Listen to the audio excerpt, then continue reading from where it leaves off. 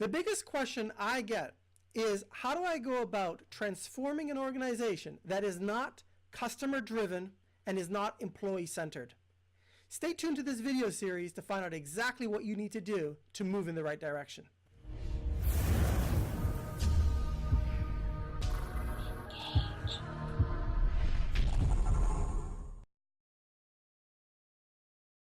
Hello and welcome to the first video in this important series. In order for us to answer this question, how do you go about transforming an organization that is not customer driven and is not employee centered, we have to apply a certain basic approach or a framework. So one of the frameworks that I like to take a look at is, first, let's take a look at what the current assessment is of a typical organization that has these problems. Then we can take a look at where do we want to go, figure out the gap, prioritize the work, and get on with getting the project underway so that you can realize the benefits. So as part of our current assessment, what is it that we want to take a look at? First of all, we have to start at the top of an organization and take a look at the executive suite. Everything that executives do, it leads by behavior, and everybody else will follow this behavior throughout the whole organization. So we have to start at the executive suite. The second thing we need to take a look at is employee work processes. Don't worry, this is really quite interesting, and it's important that you understand these key points. The third key area has to do with looking at employee behavior themselves. What's the observations that we can draw from taking a look at them? Finally, we need to take a look at external customer interactions. All of these four components are really important. Without an employee-centered workforce, it's not possible to empower and engage customers who really want to stick around and be your customers for a very long time. So with that being said, let's jump in and take a look at the first key area, which is assessing executives.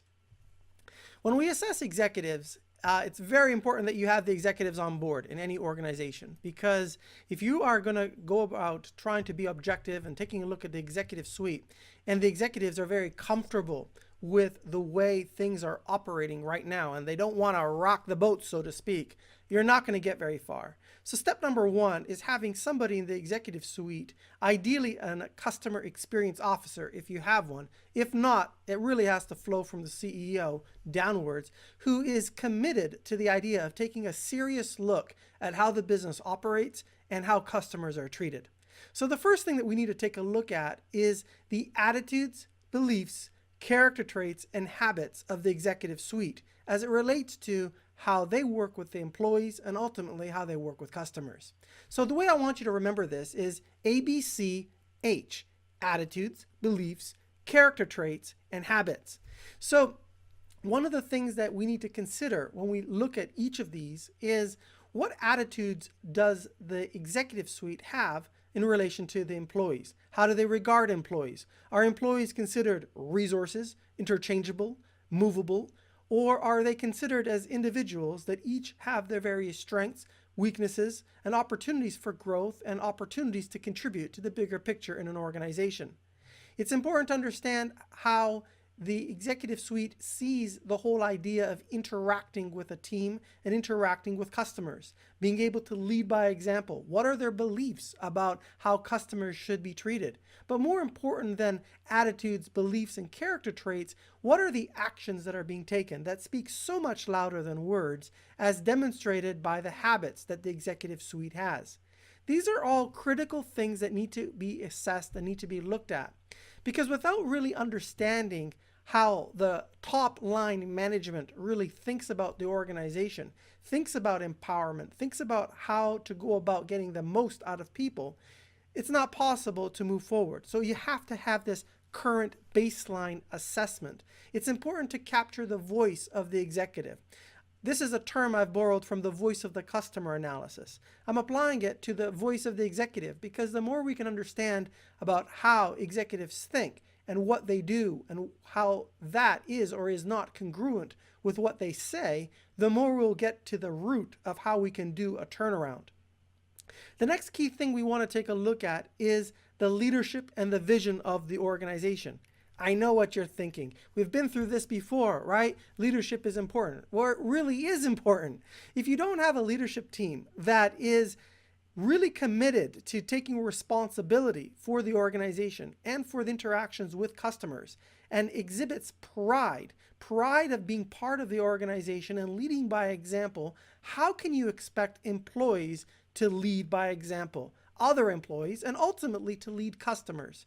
Customers need to be led because we as executives in a company need to be able to demonstrate that we have industry experience and can help a customer through a collaborative, consultative approach to solving their needs. How do the executives, through their leadership, instill trust and empowerment in an organization? That's really a key question. Everybody talks about empowerment, but how is it actually being operationalized? This is a key question that I want you to think about in your organization. How do you go about leading by example and empowering the people that are on your team?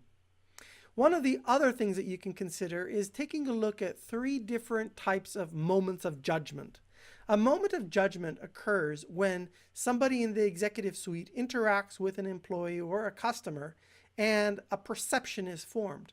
We have 3 different types of perceptions that can be formed. One is a moment of pain. This is where an expectation has been let down. A customer expectation wasn't met, an employee expectation wasn't met, or an employee's expectation to another employee wasn't met. These moments of pain start to stack up, and as they start to stack up, it creates frustration and it creates a lot of issues that will come out over time. The next key area has to do with fantastic moments, moments that are differentiated because an employee felt special. An employee felt that they were heard, that they were valued, that they were acknowledged. And after all, isn't these feelings what all human beings want? They want to be acknowledged. We want to be heard. This is an important aspect for our leadership team to consider. So ask yourself, how does your leadership team go about acknowledging, listening, and following up with what the employees of the organization have to say? These are all key points to transitioning from an organization which is very policy focused to one that is employee centered. The last key point when we think about moments of judgment is the moment of indifference. The moment of indifference is one where really an employee doesn't really care one way or another what the top level management has to say, as long as they essentially have a job. This moment of indifference means that you do not have the heart and soul of the employee with you to help you implement the vision that you have at hand. And what you do have is a body that clocks in and clocks out. Ultimately, this means you do not have an engaged workforce when everyone turns into being indifferent. So this is all relating to the whole topic of leadership. And I want you to consider, what are the key success drivers of your business? Many organizations try and improve on all facets of their business when really we cannot be great at everything. We have to be acceptable at everything, but we must focus on excelling at what's really critical to your business in moving yourself forward.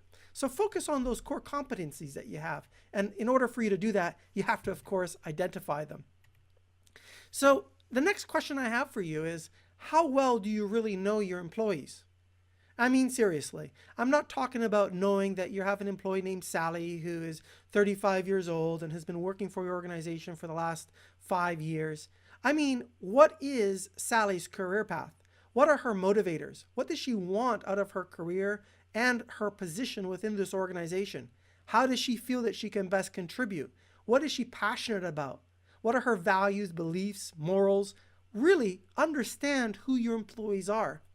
Now, I know what you might be thinking. You might say, Ray, I'm part of a large organization and it's not really quite feasible and possible to get to know everybody.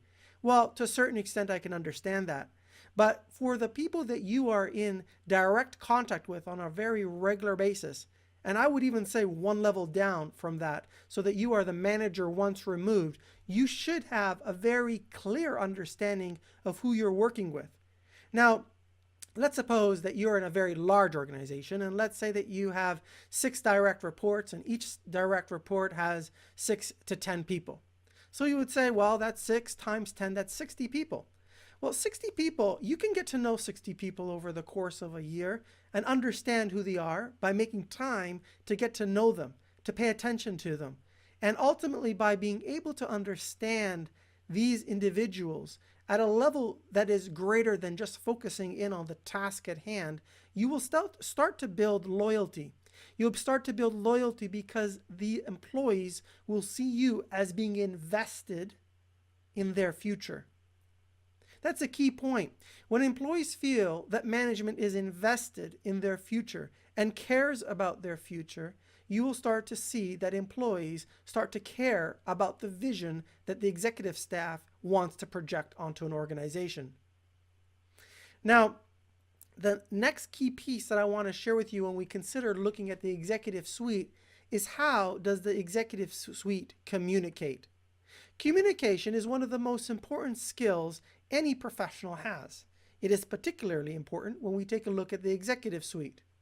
Every move, every word, every way in which an executive communicates is registered.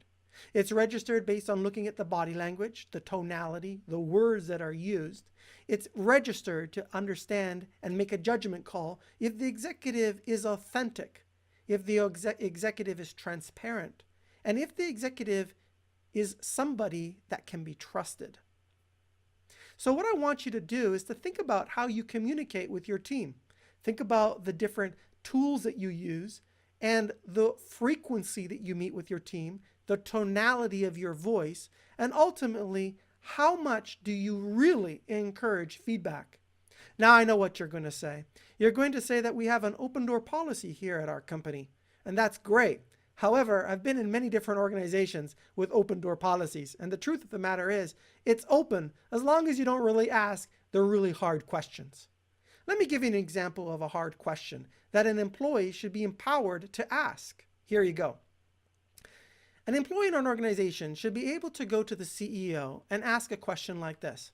Mr. CEO, what is our plan to ensure that we architect a true frictionless customer engagement and a customer experience?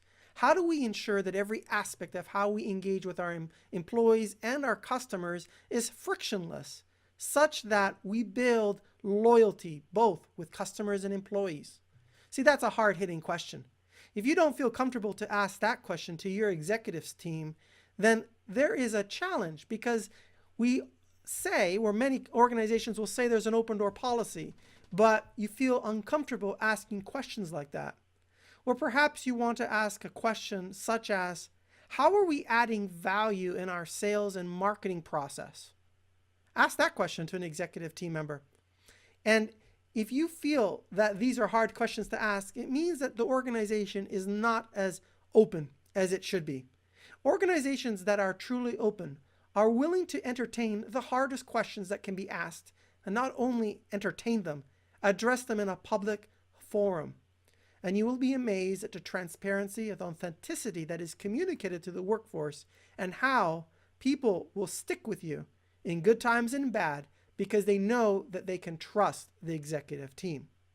So this is one key area that I wanted to talk with you about, and that is, in any transformation to move to being employee-centered, to being customer-driven, we have to take a hard look at the executive team to make sure that this is truly a priority.